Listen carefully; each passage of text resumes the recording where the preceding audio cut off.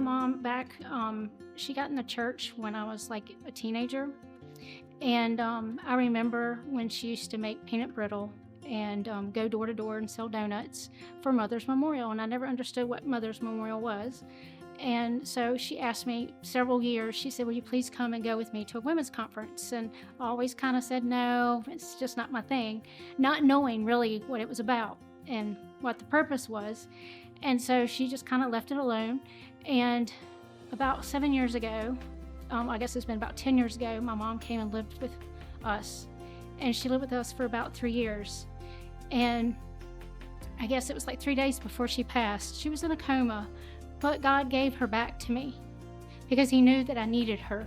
He knew I needed to just hear her voice and my best friend again. So she came to, and she was just thanking me and just telling and loving on me basically, and telling me to please get in the church. And so I just kind of yeah, okay, Mom, okay. And so she went back in a coma later, probably in a couple of hours later. And then on that Friday morning, it was about 6 a.m. She woke up and you could just tell she was struggling. So I called my husband, I called my brother and asked them to come quickly. And by the time they got there, my husband was there first. And she was just crying and reaching towards heaven. That's what it looked like. And she just had this beautiful smile on her face. And she just kept saying, thank you, Jesus. Thank you, Jesus. It's so beautiful. And I said, Mom, what are you talking about?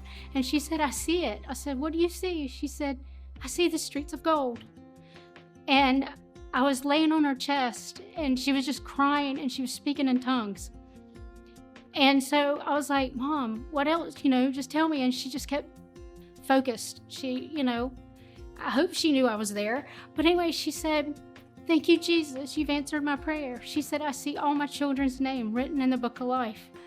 And of course, my husband, he's a jokester, and so he grabs her little toe, and he was like, Mama, what about me?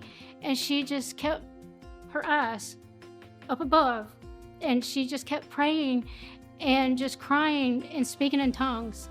And really, basically, probably within a couple of weeks, I knew that was just something different that I've never experienced before.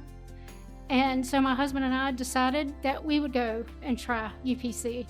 And basically, I got to know what a Mother's Memorial was about.